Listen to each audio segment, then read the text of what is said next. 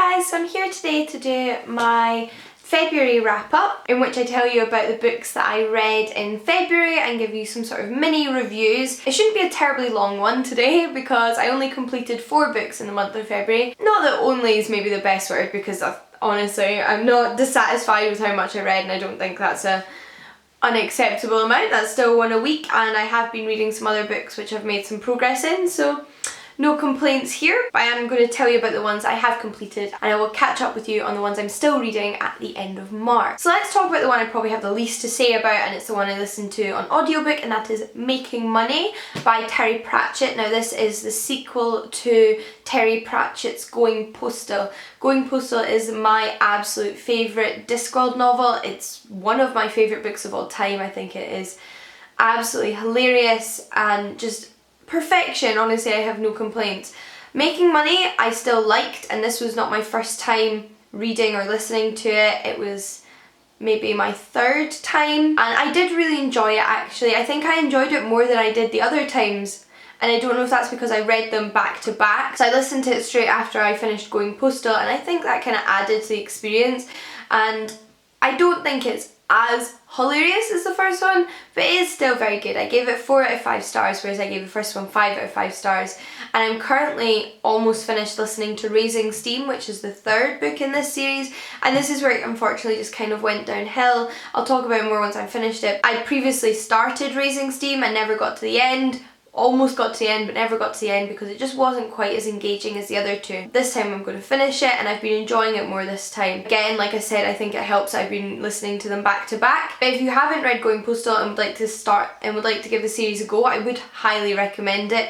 It is such a funny series. Going Postal is a perfectly acceptable place to start within the Discworld. You don't need to have really read any of the other Discworld novels to read this one, so it's just a really fantastic book. It works well as a standalone and there are sequels if you would like to listen to them. The next 2 books were not rereads, and the first one I have is a collection of short stories, and that is Vertigo by Joanna Walsh. This is published by And Other Stories, who kindly sent it to me for review. So I really enjoyed this book. I haven't read anything by Joanna Walsh before, but her prose, her writing style are just absolutely beautiful, and I said this when I wrote about it on Goodreads. I think we quite often throw around the term beautiful writing, and I think lots and lots of books are well written and are enjoyable to read, but I don't think that necessarily means they're beautifully written. I think there's a distinction, and I think this is the kind of book that really highlights that distinction.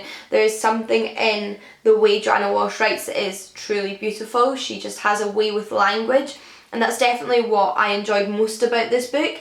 I really enjoyed reading each story. Some I enjoyed more than others, but there weren't any I disliked. They were all really enjoyable stories and I would be quite happy reading them individually, but I must say I didn't have that feeling that compelled me to pick it up between stories. If I finished a story and put it down, I wasn't like, oh, I must get back to that collection. Although the writing was beautiful, the themes it dealt with weren't necessarily themes that were that relevant to me. Some of them were, and I think there's quite a few themes dealt with in this. I think overall the themes of the books weren't really aimed at me. I think that's where it lacked the compelling aspect, and you might find yourself more compelled to pick it up if you relate to the themes more. Now the themes deal a lot with aging and relationships and family and motherhood, and although I obviously relate to relationships and family and being a woman, which these stories deal with as well,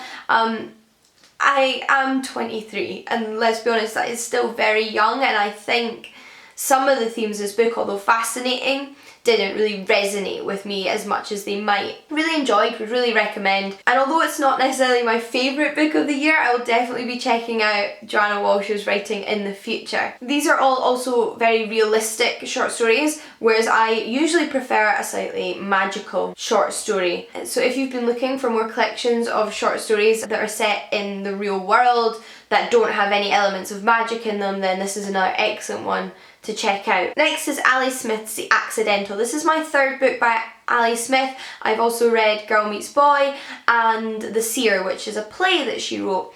I really enjoyed this book. I read it as a buddy read with others, and I noticed in the buddy read and also looking at the Goodreads review that this seems to be a bit of a Marmite. Some people just find it a little bit meh, and other people really enjoy it. I personally really enjoyed it, and I don't know if it's got a lot to do with when you read it. And there's probably a lot of different factors that are going to affect whether you enjoy it or not, but I would recommend it because I did enjoy it. It's very similar to the writing style I've experienced with Ali Smith to this point. She has a very postmodernist writing style. The speech kind of flows into the rest of the narrative, and she does it splendidly. I really enjoy her writing style. The story itself follows a family of 4 people who are staying at a holiday home, and a woman turns up on their doorstep and basically just comes and stays with them and hangs out with them for the best part of their holiday. Each person in the family thinks that another person in the family knows her, and this contributes towards the overarching themes of sort of the breakdown in communication in this family, and people's kind of obsession with being in their own heads and inability to kind of see what's going on in the lives of those around them, and kind of only perceiving things as they affect them and not other people. Very much being involved in their own narrative, really being conscious of other people or understanding other people, are not really communicating with one another, and I thought those themes were handled excellently. I thought the book itself was fascinating. None of the characters are particularly likeable.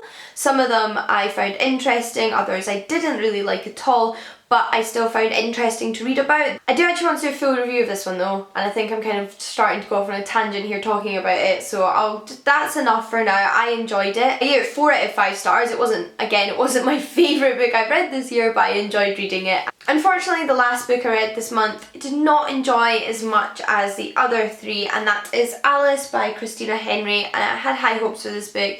Unfortunately, it did let me down. I was sent this actually by the publisher Ace, who are our US imprint of Penguin Random House, but I cannot pretend that by the end of this book I was not just really fed up and kind of angry. It started off well. It's a very fast-paced book. It's such a quick read actually. It's actually out of all of the books I read this month, it's the one I got through the quickest. I sped through it. I found it very quick to get through, although there were events in it that were difficult to read about. Now the premise itself is this is a retelling of Alice in Wonderland.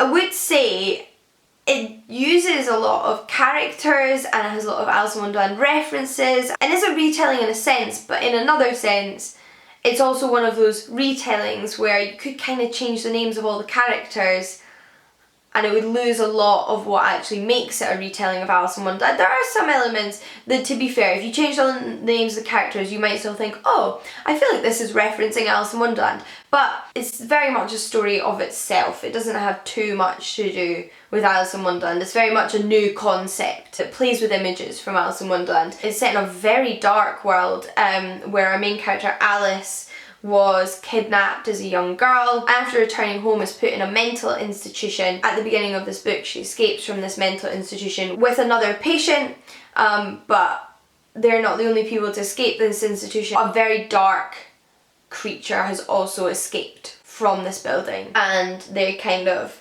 have to deal with that.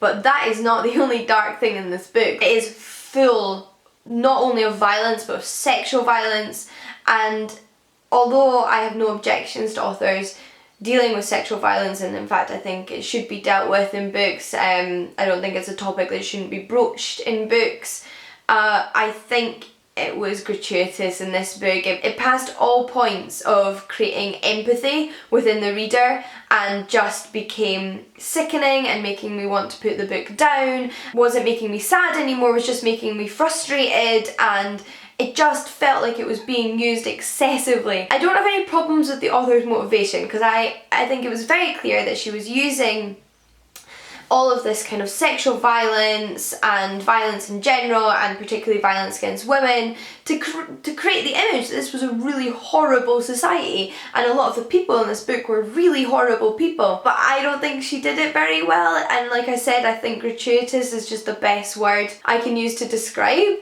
the sexual assault in this book. I think it was perhaps an interesting concept, the book in itself, but I don't particularly think it was that well executed. There were moments where I was enjoying myself, it was a quick paced read, I think she had some interesting ideas. Unfortunately it didn't really live up to my expectations, that one, and I won't be picking up the sequels.